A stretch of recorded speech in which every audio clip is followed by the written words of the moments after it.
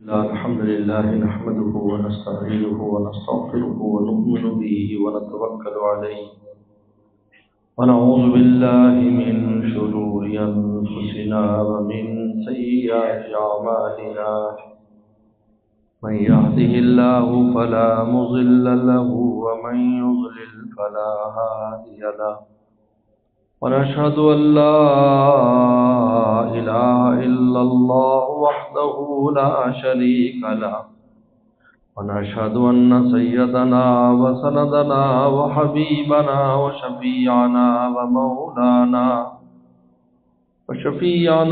ومولانا محمدا عبده ورسوله صلى الله تعالى عليه وعلى آله وأصحابه وبارك وسلم. أما بعد فأعوذ بالله من الشيطان الرجيم. بسم الله الرحمن الرحيم. ألف لام ميم ذلك الكتاب لا ريب فيه هدى للمتقين. فقال تعالى إنا نحن نزلنا الذكر وإنا له لحافظون. قال النبي صلى الله عليه وسلم خيركم من تعلم القرآن وعلمه أو كما قال عليه الصلاة والسلام.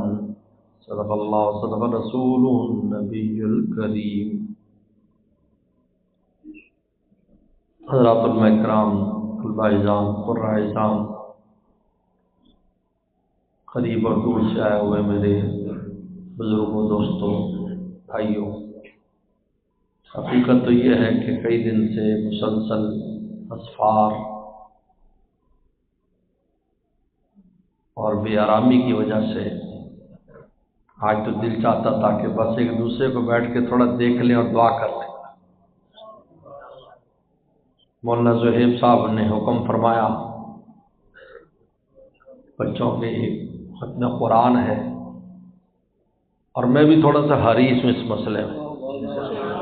یہ عجیب بات ہے، یعنی ختم بخاری پر میں کم ٹائم دیتا ہوں، ختم قرآن پر زیادہ ٹائم دیتا ہوں.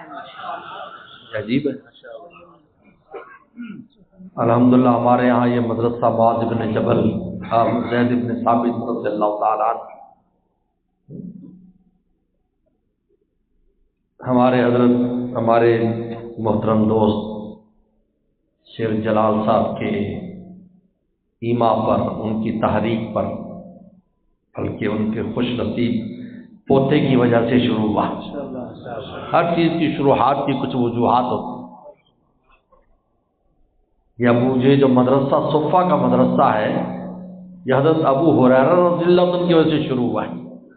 انہوں نے کہا جی میرا تو کوئی گھر در نہیں، میں نے تو ادھر ہی رہنا ہے، تو مدرسہ بن گیا. 80 طالب علم ہو گئے، اور ایک ایک طالب علم ابو ہریرہ جیسا، جابر بن عبداللہ جیسا، معاذ بن جبل جیسا، زید بن ثابت جیسا. معمولی لوگ نہیں، پورے عالم پر جن کے اثرات ہیں. وہ 80 طالب علم 80 کروڑ سے بھی زیادہ نکلے. پوری دنیا میں انہوں نے علم اور قرآن کو پھیلاتے ہیں. وجوہات ہوتی ہیں کسی شے کے بننے کی. بہرحال الحمدللہ بہت کم وقت میں یہ بنانے والوں کے خلاف تھا، چلانے والوں کے خلاف تھا، پڑھنے والوں کے خلاف تھا، پڑھانے والوں کے خلاف، کہ بہت جلدی اللہ تعالیٰ نے اس کو ترقی عطا فرمائی. بلکہ ریکویسٹیں آتی ہیں کہ ہمیں یہاں پر داخلہ دیا جائے، اور انشاءاللہ آئندہ اس کے اضافے کی بھی کوشش کر رہے ہیں. حضرت زید بن ثابت رضی اللہ تعالیٰ عنہ یہ قاری قرآن ہے، اور یہ وہ شخصیت ہے جنہوں نے قرآن مجید کو کتابی شکل میں جمع کیا. بھائی اندر باہر نہ دیکھو، بھائی اس کو بند کر دو. اگر کوئی ادھر دیکھے گا تو میں تمہارے پیچھے چلے جاؤں. وقت نہیں ہے، بڑی مشکل سے میں آیا ہوں.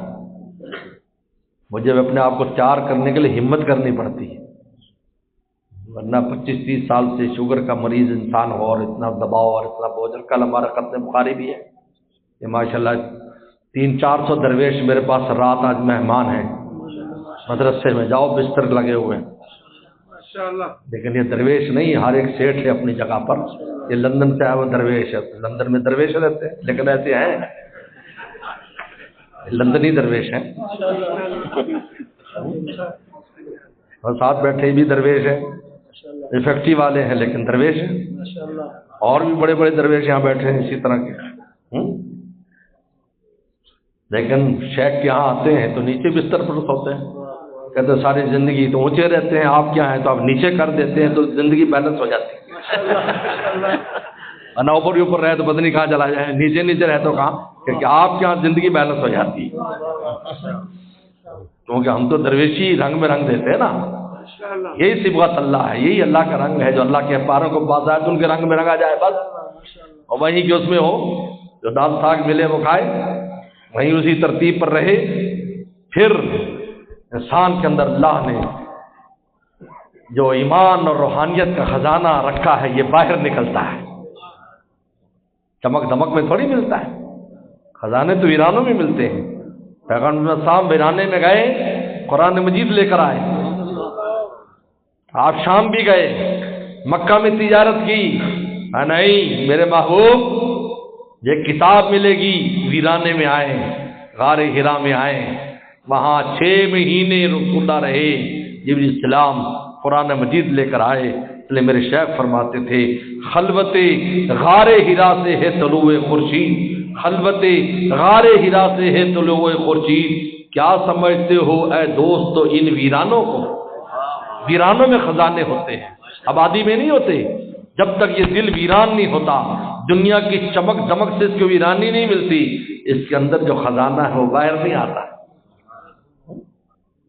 درویشی کی ترتیب پر ہے، لوگ ہمیں مشورے دیتے ہیں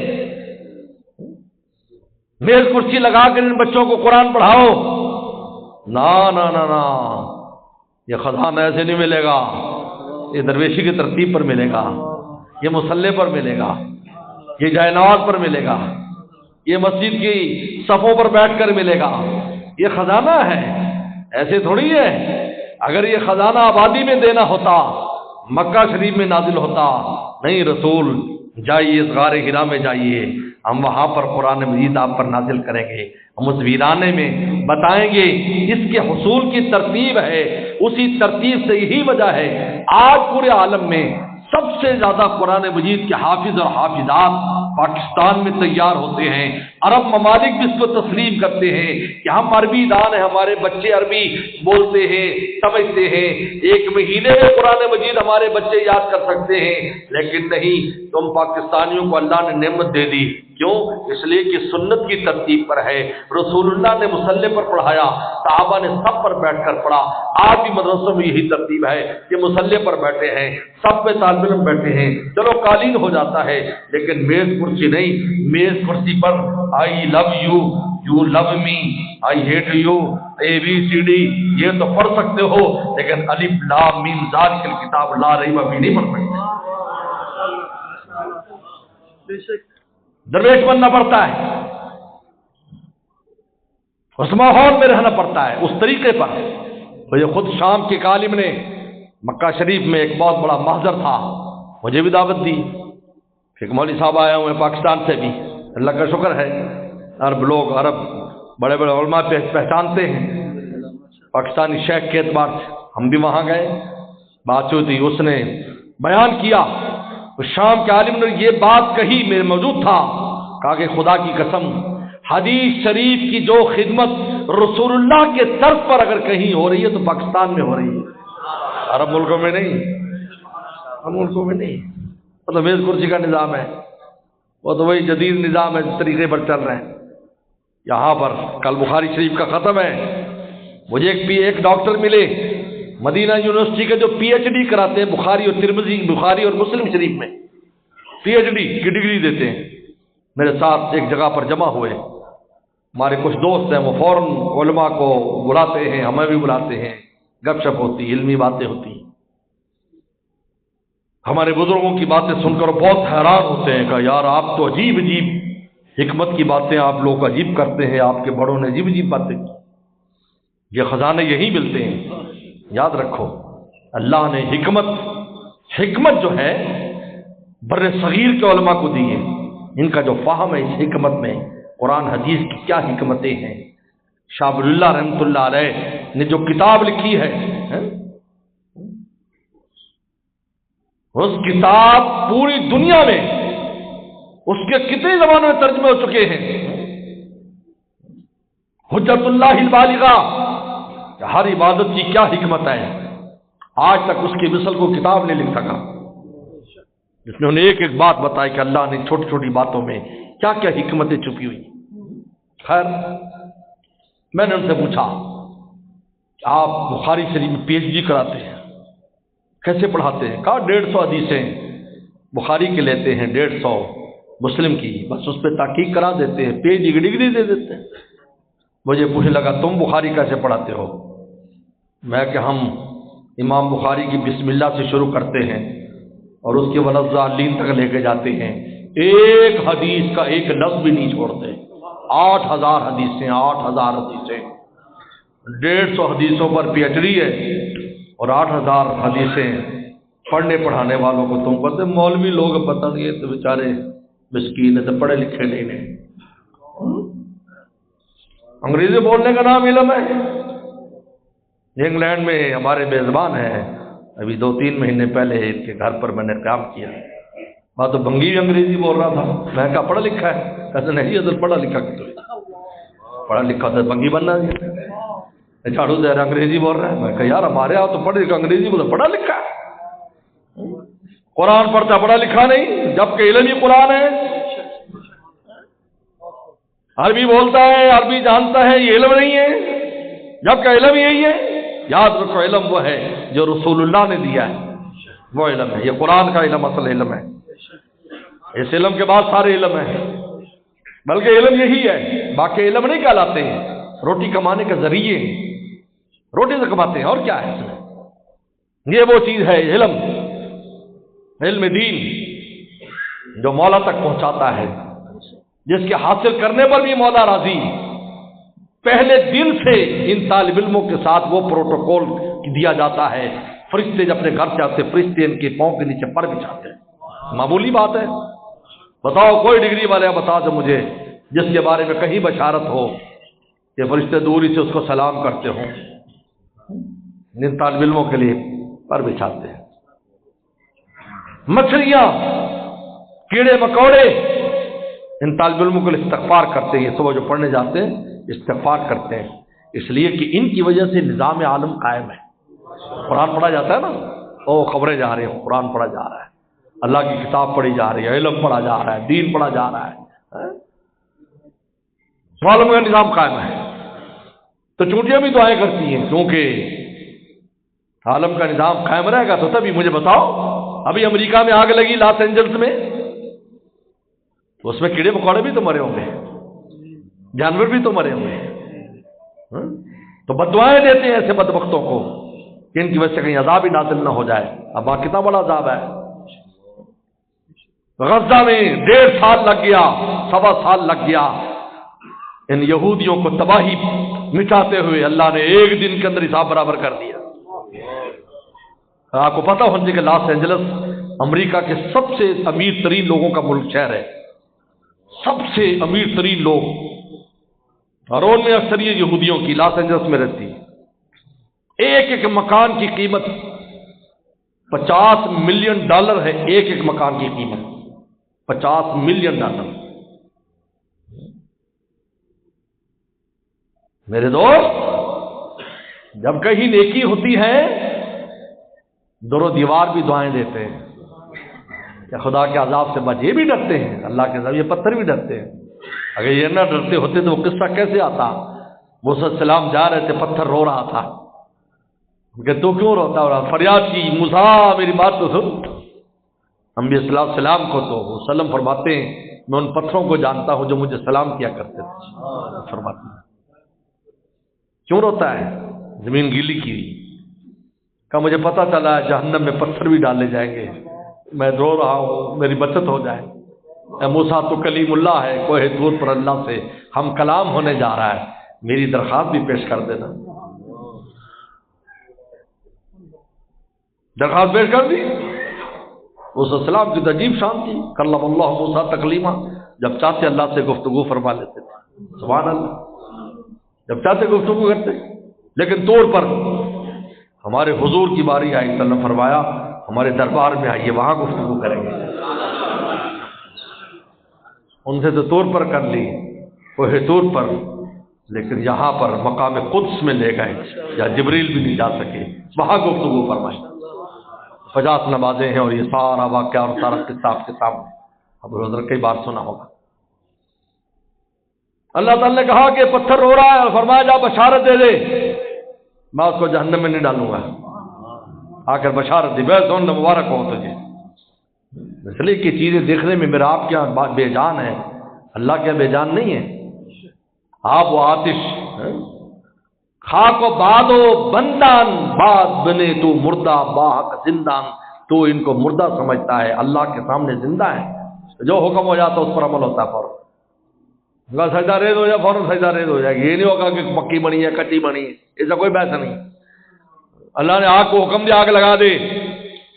لاس اینجلس میں آگ کو کہا سردی کا موسم، نقطہ انجماد، زیرو جو ہے وہ ڈگری پر سردی، آگ حکم میں لگا، آگ نہیں دیکھا، نکل گئی بس چل۔ دیکھا تو اللہ تعالیٰ کو قیامت دن بندوں کے زندہ کرنے کے لیے اعضاء کو فرشتوں کو لگانا پڑے گا کہ جمع کرو بھی فلانے کے حکم ہوگا، فلاں بندے کا جسم لے کے آؤ، اے بندے کا جسم آؤ، کہتے ذرے خود بھاگ کر اکٹھے ہو کر کھڑا ہو جائے گا بندہ، سب اللہ کے حکم کے تابع۔ بشارت دے دی، پھر کافی عرصے بعد گزرے تو پھر رو رہا ہے، وہ اب کیوں روتا ہے، بخشش تو ہوگی تیری، اب شکرانے میں روتا ہوں، پہلے خوف سے روتا تھا اب شکرانے میں روتا ہوں۔ پیغمبر سلام شب آخر میں اللہ کے سامنے کھڑے ہوتے تھے، قرآن مجید پڑھتے تھے، آپ کے سینے سے ہنڈیا کی ایسی آواز آتی تھی، آپ کے آنسو بہ رہے ہوتے تھے۔ صحابہ نے کہا اللہ کے نبی آپ کو کیا ضرورت ہے اتنی مشقت کرنے کی اور اتنا جو ہے اپنے آپ کو مشقت میں ڈالنے کی، اللہ تعالیٰ نے تو آپ کو اپنا محبوب اور پیارا بنایا ہوا ہے، فرمایا میں شکر گزار بندہ نہ بنوں، یہ میرا رونا شکرانے کی وجہ سے ہے۔ انسان شکرانے میں بھی روتا ہے اور انسان گناہ پر اور معصیت پر اور دوری پر بھی روتا ہے، حضوری میں بھی روتا ہے، دوری میں بھی روتا ہے۔ بندے کا کام ہی رونے سے بنتا ہے۔ تارا گریت ابر کے خندن چمن، کہا کہ اگر یہ آسمان نہ روئے تو چمن میں بہار کہاں سے آئی؟ تان خندت کود کہ آمد لبن، کہ اگر بچہ نہ روئے تو ماں کبھی دودھ نہیں پلاتی، بندہ نہ روئے رحمت نہیں آتی، بندہ روتا ہے رحمت آتی، خوشی سے روئے تب بھی، شکرانے میں روئے تب بھی، اور اگر خوف سے روئے تب بھی۔ تو خیر میرے دوست، اللہ تعالیٰ نے قرآن مجید شروع کیا ذالک الکتاب لا ریب فیہ، ذالک الکتاب یہ کتاب ہے۔ حضرت عمر رحمۃ اللہ علیہ بڑے تابعی ہیں، وہ روایت لاتے ہیں کہ جبریل صلی السلام اس قرآن مجید کو کتابی شکل میں لائے، حریر میں لپٹی ہوئی تھی، ریشم میں، ذالک کتاب لا ریب فیہ، اس میں مجال نہیں کوئی شک کر سکے، قیامت تک زور لگا لے قرآن میں شک نہیں کر سکتا، تو کتنا زور لگا لے۔ اب بڑے بڑے فن خواہ جناب، بڑے بڑے لمدھاری اور بڑے بڑے اللہ میں فاہمے بنے ہوئے ہیں، اور وہ کہتے ہیں جی یوں ادھر ادھر کی باتیں کرتے ہیں۔ بھائی تو تم سے بڑے بڑے لمدھاری تھے، دعوے دار تھے مکہ والے، قرآن نے تو کہا تم عربی ہو ایک آیت ہی ایسی بنا لو، وہ تو بنا نہ سکے۔ آج نیٹ پر بیٹھے ہوئے بدماش قرآن مجید پر بات کریں، بھائی وہ پہلے وہ زیادہ صلاحیتوں والے تھے اس زبان کو، تمہیں تو زبان بھی نہیں آتی، ترجمہ بھی نہیں آتا، قرآن پڑھنا بھی نہیں آتا، عجیب بات ہے، قرآن پڑھنا بھی نہیں آتا، کتنے کا غلط قرآن پڑھتے ہیں۔ انہوں نے کہا قرآن پڑھ کے سناؤ، حدیث پڑھ کے سناؤ. کہ نہیں عربی زبان نہیں آتی ہمیں، ویسے ہم قرآن پر بات کریں گے یار، لیکن آتی نہیں ہے ہمیں عربی زبان. عجیب لوگ ہو، رسول اللہ کی زبان نہیں جانتے، رسول اللہ کی کتاب پر اور قرآن پر بات کرتے ہو. لا ریب فی، کوئی شک نہیں. ھدی للمتقین، یہ ہدایت ہے متقی لوگوں کے لیے. جس قدر انسان میں تقویٰ آتا جاتا ہے، قرآن مجید کی عظمت اور محبت کھلتی چلی جاتی ہے. قرآن سے دوری دلیل ہے کہ انسان کے دل پر گناہوں کا زنگ لگا ہوا ہے، ورنہ خدا کی قسم دل چمکے اور قرآن کا عاشق نہ ہو، ایسا ہو نہیں سکتا. پہلے بھی کہیں یہ قصہ سنایا ہے. میں نے ایک واقعہ پڑھا، ایک بزرگ بیمار ہوئے، پرانے زمانے کی بات ہے، صدیوں پرانی. تو دوسرے بزرگ ملنے کے لیے گئے تو انہوں نے کہا یار مجھے ایک مسئلہ ہے. کیا مسئلہ؟ انہوں نے کہا کہ میں جب دیکھتا ہوں تو مجھے ہر طرف قرآن نظر آتا ہے، تو مجھے بڑی بے ادبی محسوس ہوتی کہ میرے کپڑوں پر بھی قرآن رکھا ہوا ہے، میرے لحاف پر بھی قرآن ہے، میرے بستر پر بھی قرآن ہے، دیوار دیکھتے اس پر بھی قرآن ہے، ادھر بھی قرآن ہے. میں بہت پریشان ہوں، میں کیا کروں؟ یہ مرید تھے، وہ آنے والے شیخ تھے ان کے. میں بہت پریشان ہوں، بے ادبی ہو جاتی، مجھ تو سویا بھی نہیں جاتا، کروٹ لیتا ہوں تو بستر میں قرآن نظر آتا ہے، جہاں دیکھتا قرآن. ان کا مبارک ہو، تیری آنکھوں میں قرآن سما گیا ہے، اس لیے ہر جگہ قرآن کی تصویر نظر آتی ہے، قرآن لکھا ہوا نہیں ہے. اس کا مطلب یہ ہے تیرے رگ و ریشے میں اللہ نے قرآن مجید کو ڈال دیا ہے اور اس میں حل کر دیا ہے.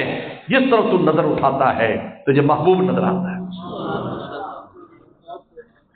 صدیوں پرانا قصہ تھا، میں نے قصہ پڑھا ہوا تھا. ہماری اماں کی ایک سہیلی تھی، گاؤں سے آتی تھی. ہمارے والدہ کے دور میں گاؤں دیہات کی بہت خواتین آتی تھی، ہماری اماں کے ساتھ بڑی محبت کا تعلق. ہمارے دور میں بھی اب تو کوئی نہیں رہی، آتے تھے، ہم بھی بڑا اکرام کرتے تھے، ماسی ماسی کہتے تھے، ان کا اکرام کرتے تھے. یہی حکم ہے کہ اپنے والدین کے دوستوں کا اکرام کرو. یہ والد کے ساتھ صلہ رحمی ہے، والد کی روح خبر میں خوش ہو جاتی ہے. یہ لوگ والدین کے دوستوں کو ان کو بھول جاتے ہیں، پوچھتے بھی نہیں ہیں، اور ٹھیک ہے جب بتا دوستی نہیں. یہ والد کا حدیث شریف میں آتا ہے، تیرے باپ کے ساتھ تیری صلہ رحمی یہ ہے اس کے دوستوں کا خیال کر. نبی کریم صلی اللہ علیہ وسلم حضرت خدیجۃ الکبریٰ کی سہیلیوں کا مدینے میں خیال فرماتے تھے کہ یہ میری بیوی خدیجہ کی سہیلیاں ہیں. دیکھو معمولی بات ہے، بیوی کا بیوی، والدین کا حق کتنا زیادہ ہے. خیر ایک دن وہ ماسی آئی، وہ ٹانگوں معذور تھی، اس کو کچھ چوٹ لگی ہوئی تھی چکنے شکنے میں. ریڑھی کے اوپر اس کا کوئی پوتا نواسا لایا، لحاف اس نے اوپر لیا تھا. تھوڑی تھوڑی سردی کا موسم. مجھے گھر میں اطلاع ملی کہ فلانی ماسی ملنے کے لیے آئی ہے لیکن وہ معذور ہے. پہلے تو گھر آ جاتی تھی چلو اکرام ہم کر لیکن کہ وہ آ نہیں سکتی. گھر میں باہر گیا، میں فوراً نکلا، باہر گیا تو وہ خیر سلام دعا ہوئی، میں نے خیر خیریت پوچھی تو مجھے کہنے لگی مجھے ایک پریشانی، یہ پرانی بات نہیں ہے، میں کہ کیا پریشانی؟ کہ پتر مینو ہر پسند قرآن نظر آتا ہے. ابھی نے میرے رضائی تے لکھا ہے، میرے تے لکھا ہے، میں بہت پریشان ہاں، کوئی بے ادبی ہو جاتی ہے. میں کہ ماں سینکڑوں سال پہلے کی تو بات تھی، لیکن آج اس زمانے میں بھی ایسے لوگ ہیں جو قرآن کے عشق میں ایسے ڈوبے ہیں، جدھر نگاہ پڑتی ہے قرآن نظر آتا ہے. مبارک ہو، تسلی رکھ، یہاں کوئی قرآن نہیں ہے، یا آپ کی آنکھوں میں ہے قرآن. میں بتاؤ آپ کی آنکھ میں کوئی چیز آ جائے تو آپ کو وہ چیز ایسی طرح معلوم ہوگی نا، باہر نہیں ہے، وہ آپ کے اندر، آنکھ کے اندر ہے، آپ کی نگاہ کے اندر ہے وہ چیز. اگر آنکھ کے اندر نور ہے تو نور دیکھے گا، ظلمت ہے تو ظلمت دیکھے گا.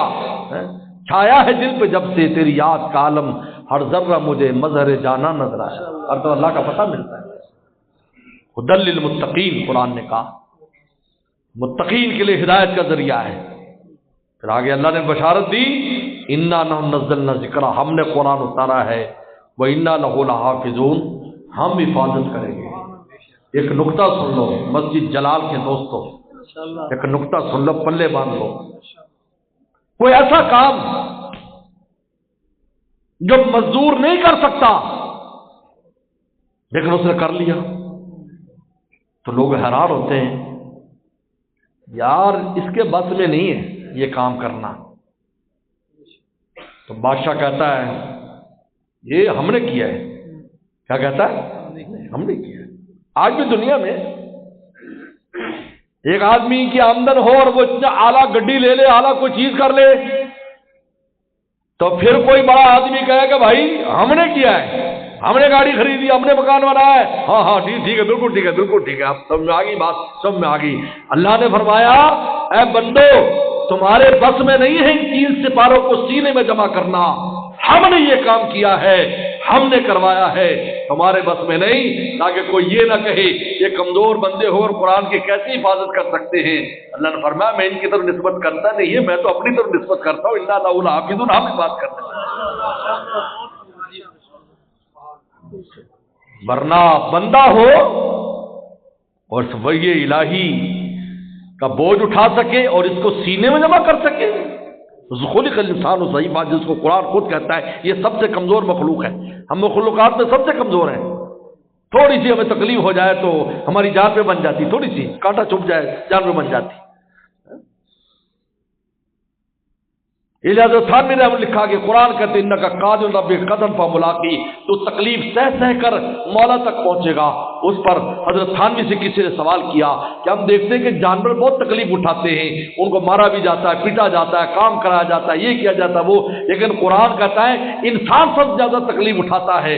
میں نے کہا بات یہ ہے احساس پر ہے، ان کے عقل و دماغ میں ایسا احساس نہیں رکھا، اگر گدھے کو 10 گالیاں دے دو اس کو کچھ نہیں ہوگا، اور تمہیں ذرا سی کوئی اونچی نیچی بات کر دو دل پر بوجھ ہو جائے گا۔ کہ اس لیے انسان کی زندگی بڑی تکلیف میں ہو جاتی ہے چھوٹی چھوٹی باتوں پر۔ تو جو اتنا کمزور انسان ہے، چھوٹی سی تکلیف جس سے برداشت نہیں ہوتی، وہ قرآن مجید جیسی کتاب کو سینے میں جمع کر لے۔ فرمایا انا لہ لحافظون، ہم بھی حفاظت کرنے والے ہیں۔ اپنی طرف نسبت کی، اس کی بندوں طرف نسبت نہیں کی کہ تم کر رہے ہو، ہماری طرف ہم نے کی۔ پیغمبر صلی اللہ علیہ وسلم نے ایک مٹھی اٹھائی اور ایسے پھینکی غزوہ حنین میں، 4000 کا لشکر تھا مقابلے پر، سب کی آنکھوں میں جا مٹی گری۔ یا رسول اللہ نے ایسے ایک مٹھی تو پھینکی تھی، سب کی آنکھوں میں کیسی گئی؟ قرآن نازل ہوا وما رمیت اذ رمیت ولکن اللہ رما، آپ نے نہیں پھینکا، ہم نے پھینکا ہے۔ سمجھ میں آ گئی بات؟ او ذات الہی کی قدرت کار فرماتی۔ آپ لوگ، آپ کو حکم تھا بس پھینک دینا آپ کا کام ہے، پہنچانا ہمارا کام ہے۔ غار ثور میں جانے کو حکم ہوا کہ جاؤ غار ثور میں چھپو، 3 دن چھپو۔ رسول اللہ نے کام کر لیا۔ اب کبوتر کو لے آئے، مکڑی کو لے آئے، مکڑی نے جالا بنا، کبوتر نے انڈے دے دیے اسی وقت۔ میں نے فرمایا آپ کا کام ہے غار تک پہنچنا، اب حفاظت ہم کیسے کرتے ہیں یہ نہیں دیکھنا کہ وہ کمزور ہیں تکڑے ہیں، کیونکہ ہماری ذات کرنے والی حفاظت، ہم حفاظت کرنے والے، ہماری ذات ہے۔ اللہ تنصروہ فقد نصرہ اللہ، تم مدد نہ کرو گے، ہم پہلے مدد کر چکے ہیں اپنے محبوب کی۔ اذ ہما فی الغار، جب وہ غار میں تھے ہم نے مدد کی۔ اللہ فرماتا ہے ہم نے مدد کی، اس لیے کہ ایک مکڑی ایک کبوتر، حالانکہ کبوتر تو فوراً بندے ایک اڑ جاتا ہے، مشرکین وہاں بھاگ رہے ہیں، تلواریں ایسے اور ہو شور بھی مچا رہے ہیں، وہ کبوتری اپنی جگہ سے نہیں اڑ رہی۔ کس نے اس کے دل کو مضبوط کر دیا؟ ونڈوں کے اوپر بیٹھی ہے اور وہ بھی گٹر کو کرتا پھر رہا ہے، کبوترا صاحب بھی دائیں بائیں بھاگا پھرتا ہے اور مکڑی جالا بن کر وہ کہتے ہیں یہ تو ہو ہی نہیں سکتا، میاں یہ تو کوئی پرانا، یہ تو غار بند ہے، اس لیے پتہ نہیں کب انڈے دیے ہیں کب نہیں، اور لگتا ہے بچے قریب ہیں، یہ جانے کے لیے تیار ہی نہیں ہے، اڑنے کے لیے تیار ہی نہیں ہے۔ یہ کیا تھا؟ کس نے جمایا؟ اللہ نے فرمایا ہم نے مدد کی اپنے محبوب کی۔ اللہ تعالیٰ نے اس نعمت عظما کو اپنی نسبت کی، انا لہ لحافظون، اس لیے اپنے نام میں سے نام دے دیا حافظ، حافظون، حافظ نام دے دیا۔ چلو آج سے ان کو حافظ میرا نام ہے، چلو ان کو دیتا ہوں، کیونکہ میں کام تو میں نے لیا ہے، استعمال ان کو کیا ہے، لہذا اپنا ٹائٹل ان کے نام حافظ ہو گئے۔ اس لیے میرے دوست معمولی بات نہیں ہے، بہت بڑی نعمت ہے۔ بس ایک واقعہ بیان کر کے ختم کرتا ہوں، کل بھی بخاری کا بیان ہے۔ زید بن ثابت جن کے نام پر مدرسہ ہے، کاتب وحی صلی اللہ علیہ وسلم کی وحی بھی لکھتے تھے، قرآن مجید کو کتابی شکل میں نے جمع کیا ہے، اور کب جمع کیا؟ جب ختم نبوت کی کاس پر 600 حافظ قرآن ایک دن میں شہید ہو گئے۔ سب بڑے بڑے قاری تھے، بڑے بڑے حافظ تھے، حافظوں کی بڑی قربانی ہے اسلام میں۔ 70 قاری ایک جگہ مارے گئے بیر مونا پر، سارے قاری تھے۔ غزوہ احد میں شہید ہونے والے 70، ان میں اکثریت قاریوں کی تھی، اور یہ 600 قاری حضرت عمر رضی اللہ صدیق اکبر سے کہا رضی اللہ تعالیٰ عنہ سے، اے خلیفۃ المسلمین، اگر یہی واقعہ رہا، یہ مسئلہ رہا، یہی حفاظ شہید ہوتے رہے تو قرآن مجید ختم نہ ہو جائے، اس کو کتابی شکل میں جمع کیا جائے۔ زید بن ثابت کی ذمہ داری دے دی کہ کتابی شکل میں جمع کرو، ایسے لکھ نہیں لو زبانی، نہ شرط کیا لگائی؟ اے مدینہ والو، جس کے پاس قرآن لکھا ہے یہاں مسجد نبی میں ڈھیر کر دے۔ ایک آیت 2 جگہ جب تک لکھی ہوئی نہیں ملے گی قرآن میں درج نہیں کی جائے گی، 2 جگہ لکھی۔ حضرت بن ثابت فرماتے ہیں خدا کی قسم مجھے یہ کہا جاتا کہ احد پہاڑ کو اپنی جگہ سے ہٹا دو تو میرے لیے آسان تھا، قرآن جمع کرنا مشکل تھا۔ تلاش کرو، لکڑی پر، چمڑے پر، کاغذ پر، ہڈی پر، ڈھیر لگ گئے، کیونکہ جو جس کے پاس تھا وہ لکھ لیتا، تو تھوڑا بہت جو جتنی نازل ہوتی وہ لکھ لیتے تھے۔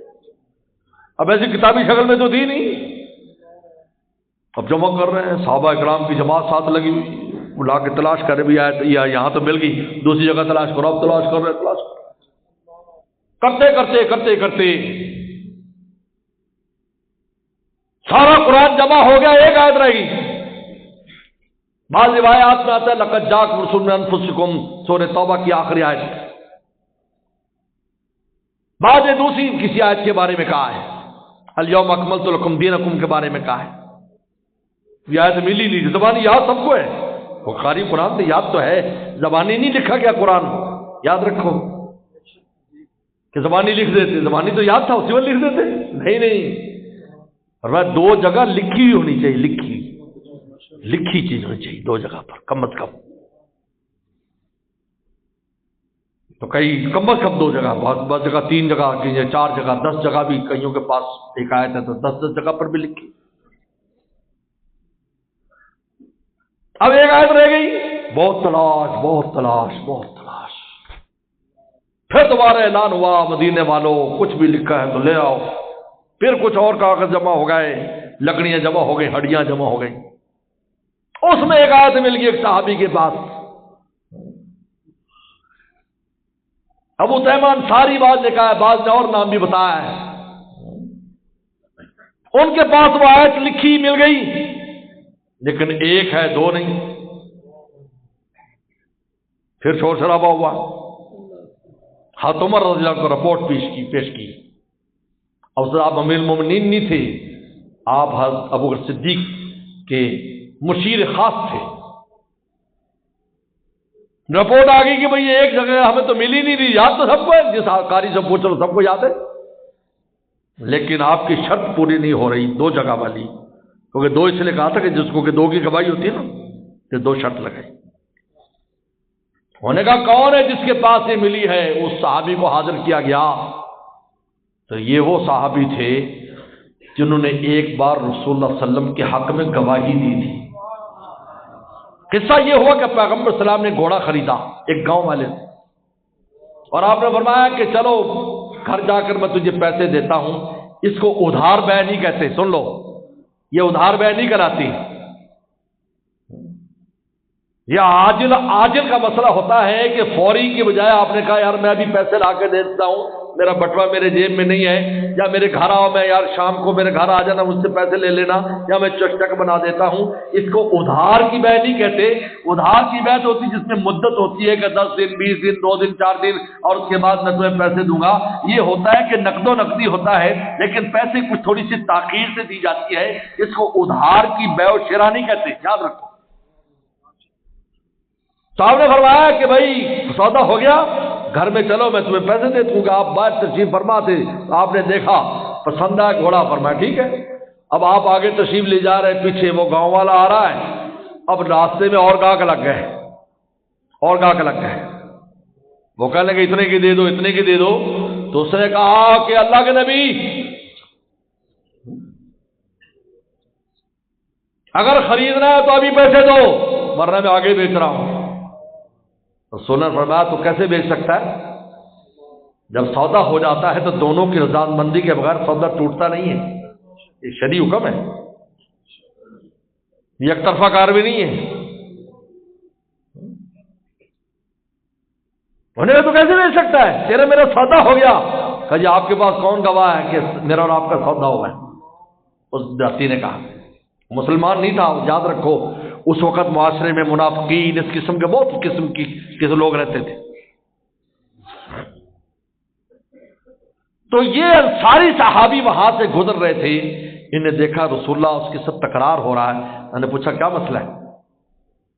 اس نے کہا کہ جی یہ سودا ہو گیا، اور یہ کہتے سودا ہو گیا، میرا کوئی سودا نہیں ہوا. تو اس نے کہا میں کہتا ہوں سودا ہوا ہے. جب انہوں نے ایسا کیا نا، انہوں نے ارے ٹھیک ہے جی ٹھیک ہے. وہ پہلے وسلم اکیلے تھے، پھر انہوں نے کہا ہاں سودا ہوا ہے، میں کہتا ہوں. تو خیر آ کر آپ نے پیسے دے دیے، گھوڑا لے لیا. تو آپ نے اس انصاری سے پوچھا تو اس وقت نہیں تھا جب سودا ہوا، تو انہیں کیسے گواہی دی؟ انہوں نے کہا اللہ کے نبی صلی اللہ علیہ وسلم آپ فرماتے ہیں کہ جبرائیل السلام آئے، قرآن مجید نازل کیا اور آپ قرآن پڑھ کر سناتے ہیں، ہم دل کی گہرائیوں سے اس پر ایمان لے آتے ہیں. نہ ہم نے جبرائیل کو دیکھا، نہ قرآن اترتے دیکھا. تو آپ آخرت کے معاملے میں، قرآن کے مسئلے میں، رات دن غیب کی خبروں پر ہم آپ کے کہنے پر ایمان اور یقین رکھتے ہیں. یہ دنیا کے معمولی سودے میں کیسے ہو سکتا ہے کہ آپ نے سودا نہ کیا اور وہ ویسے کہہ رہا ہو؟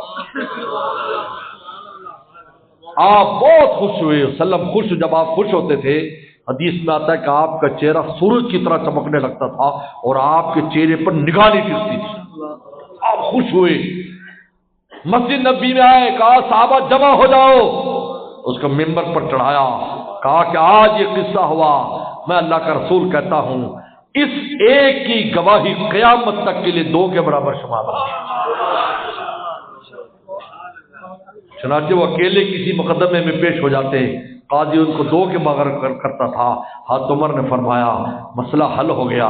اللہ کے نبی نے تو بات اس کے اعزاز میں فرمائی، لیکن آج قرآن کے جمع کرنے میں بات کام آ گئی. اس ایک کا لکھا کتنے برابر ہے؟